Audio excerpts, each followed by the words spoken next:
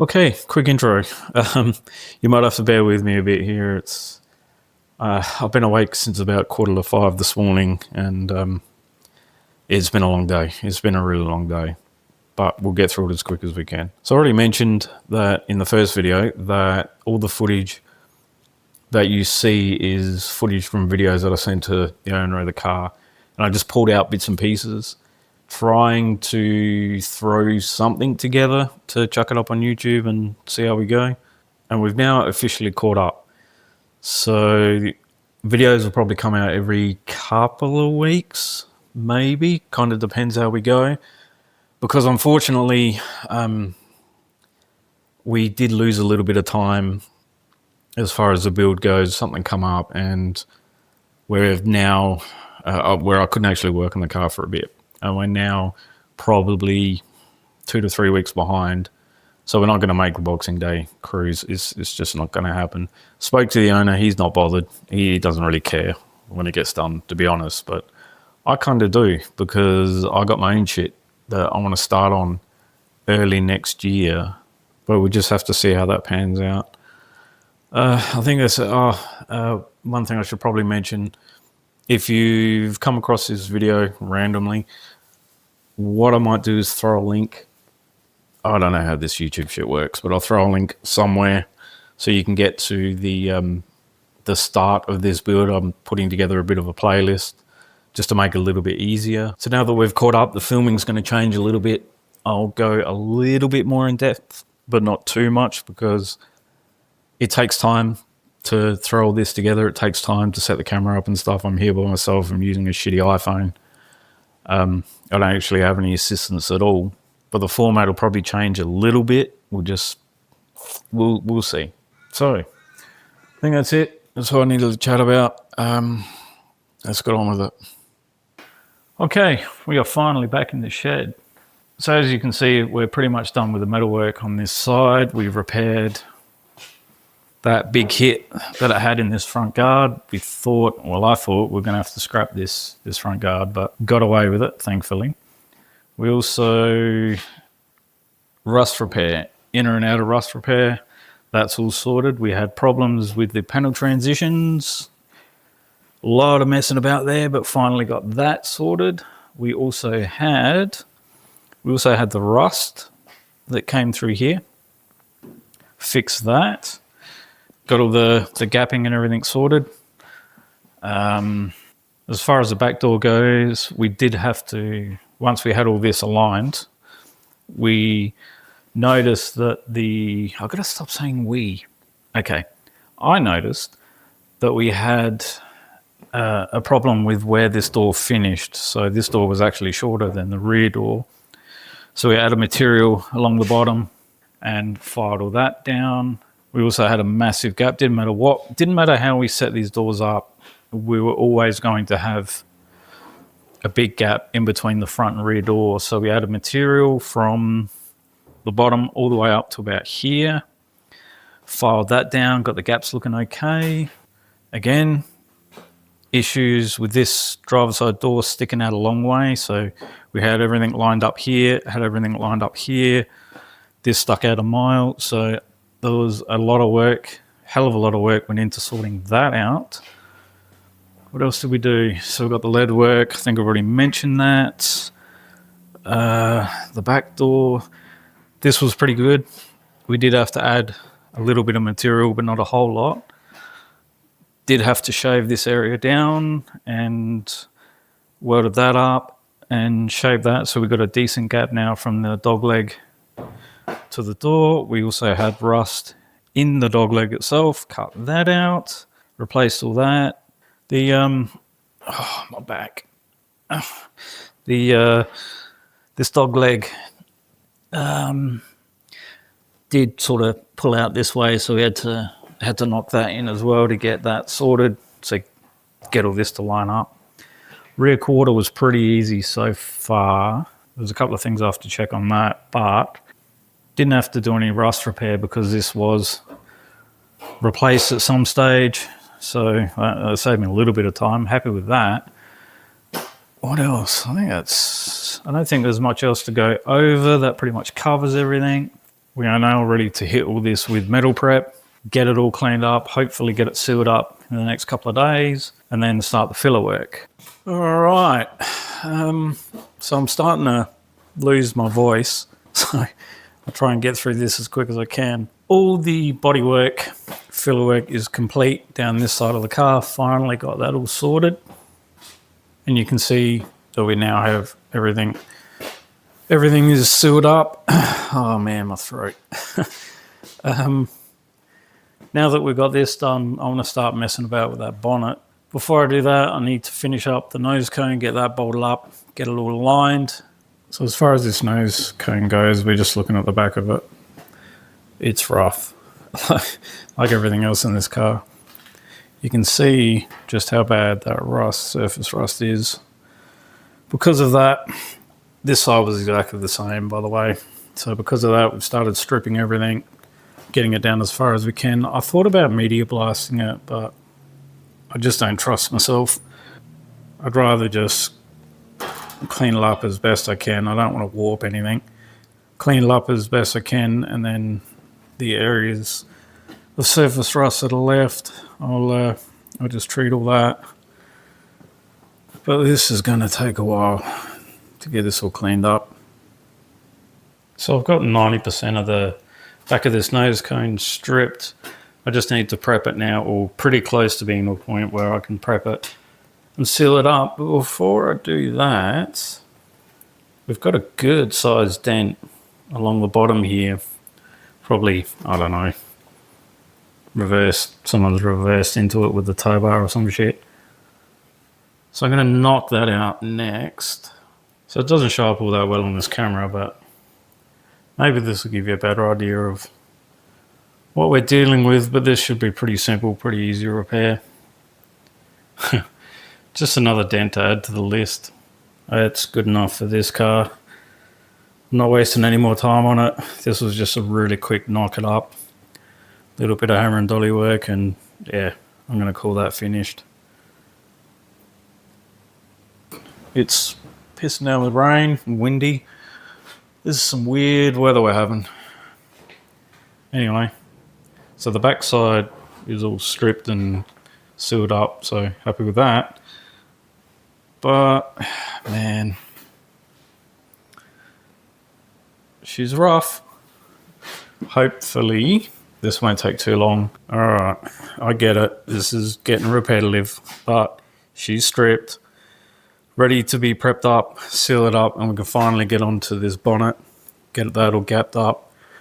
Man, looking around, I really need to gut this shed. I think that's what I might do once we get this car out, completely gut the shed and realign it. Anyway, that's for another day. We have made a little bit of progress. Now, I've set the camera up over in the corner. Again, working in this shitty little shed, it's a bit hard to film. We'll see how this turns out. And I plan on just letting that run for a while, edit it, and yeah, see what we can come up with. So, anyway, progress. Nose cone is sealed up. Still need to do a little bit of work along the side there. I really want to get this this bonnet aligned. I'm still trying to wake up, so bear with me. Now, it's kind of close. We were able to save this hinge. It had been, I'm sure most people have experienced this, where it starts to lock up and you try to open or close, or more to the point, close the bonnet, and this starts flaring and bending out. So we got that fixed. It's now good enough. Actually, it's not too bad compared to a lot of cars that I've worked on. Anyway, we are now in the process of gapping up the bonnet. So it's still sitting high, this corner sitting high over the other side as well. I'll mess about with that, make some changes.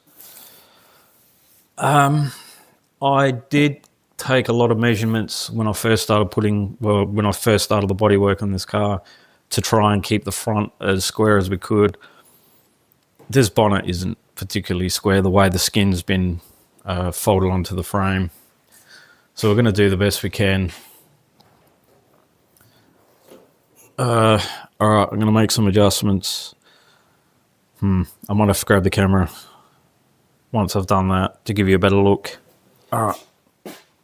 So to get the back to come down, that either needs to come up or that needs to come down. So that's already pretty close.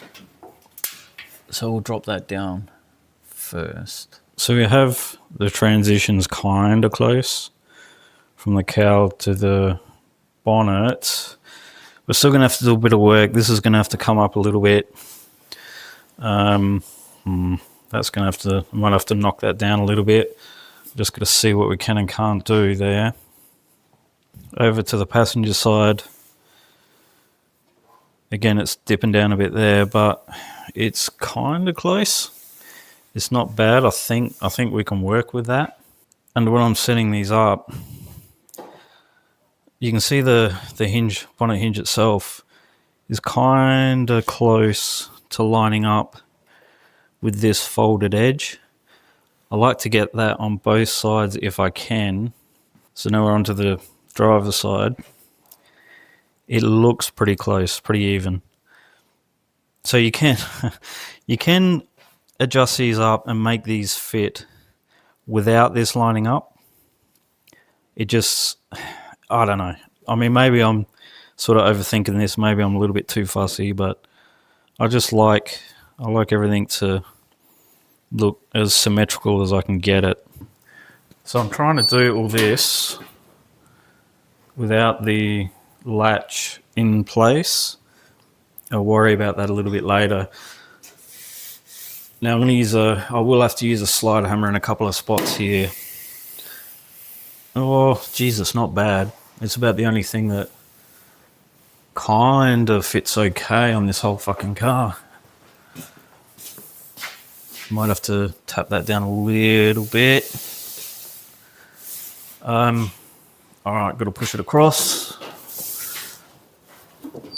A bit of bending.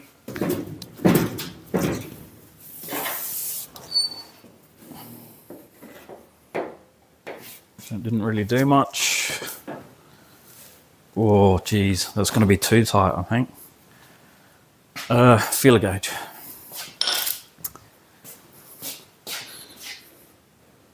Oh,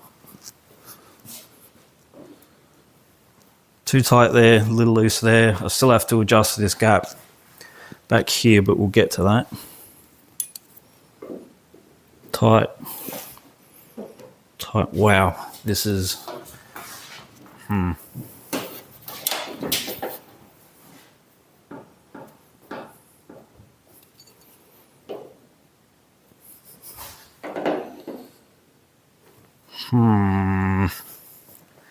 Believe it or not, we're actually a fraction tight.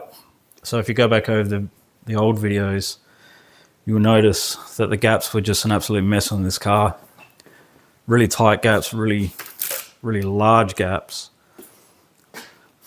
Anyway, I shouldn't be worrying about that yet because we've got to settle this up because we've got a massive gap across the front. What I might do is, while I'm...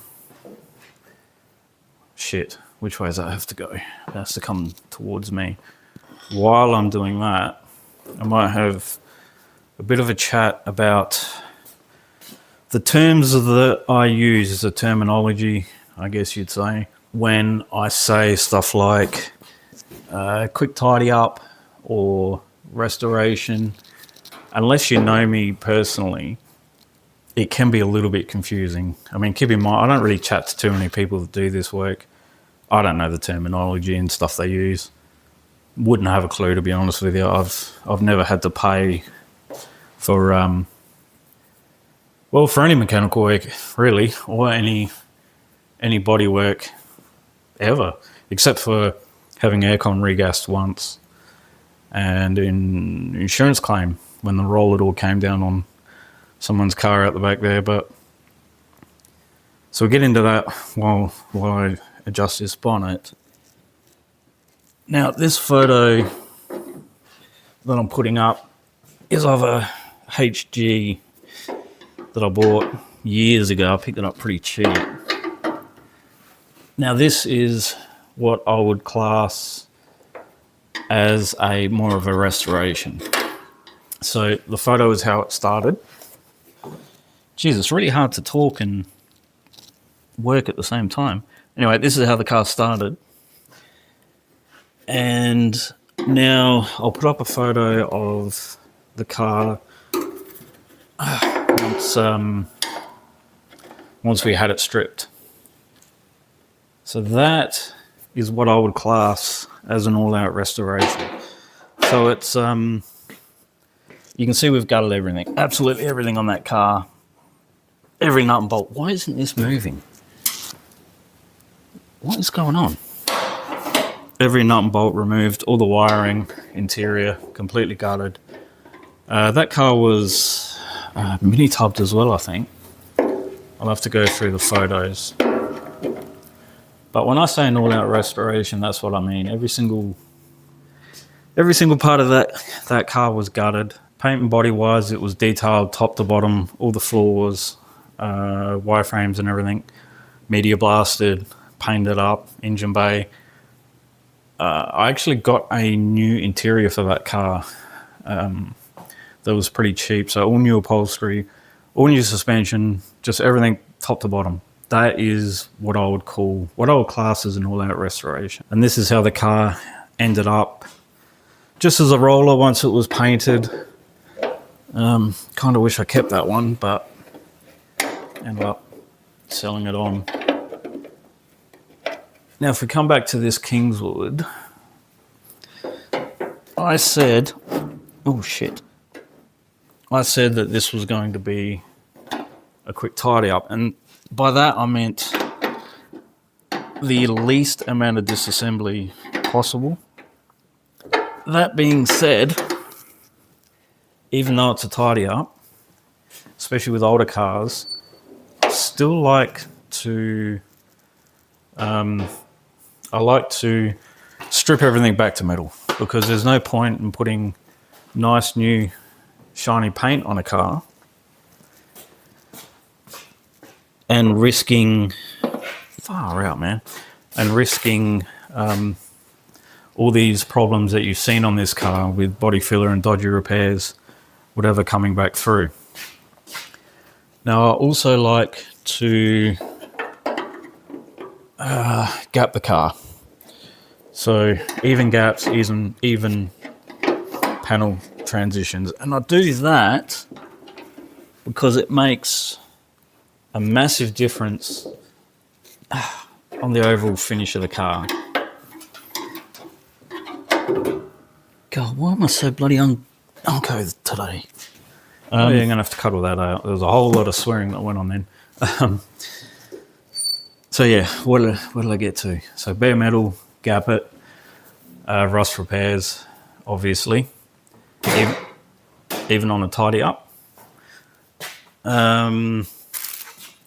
But the point is, oh, come on.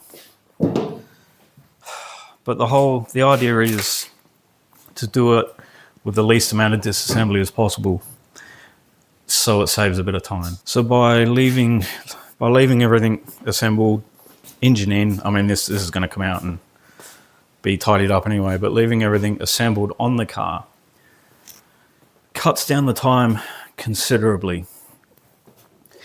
Can make it a little bit difficult when it comes to masking, because you do have to be very thorough.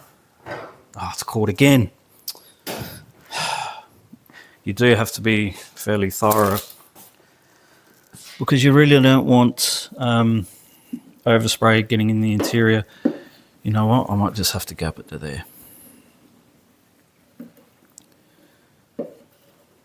Holy shit. That's actually pretty close.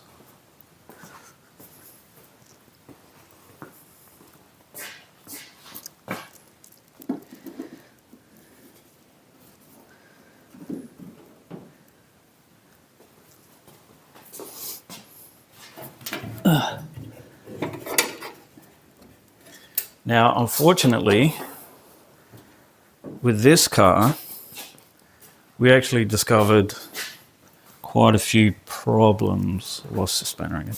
So we discovered a lot of problems. It's pretty crappy repairs, a lot of dents, and as you saw, the panel alignment was atrocious. And we also had to remove some of the body filler where there should be lead. So we ended up having quite a bit of work to do in this car. So I'm thinking that you couldn't really class this as a tidy up anymore. I've done tidy ups on other cars where we didn't have to do anywhere near as much work as what we did on this. Now, when this first came in, or even when he first bought the car, because I've actually known this car for a long time now, it did look fairly clean. I never really had a really close look at it, but it was a fairly tidy car. It looked to be a tidy car, at least, while it was on the road.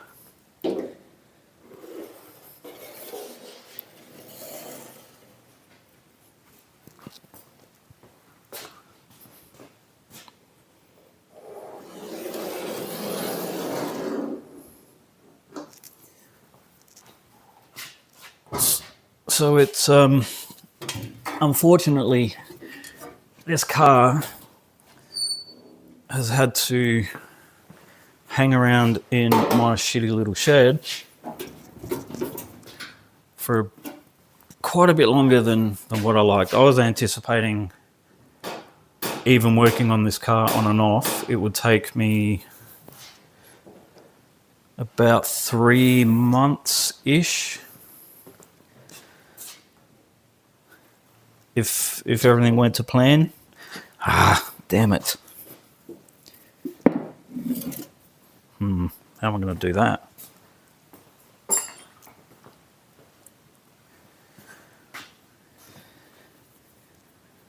But it's looking like it's going to be closer to working on the car on and off, closer to about 5 months or so. I think it's enough for this video. Plus, I think my phone's full or close to. And when we come back, we'll finish up the bonnet and start looking at getting this car in the high build.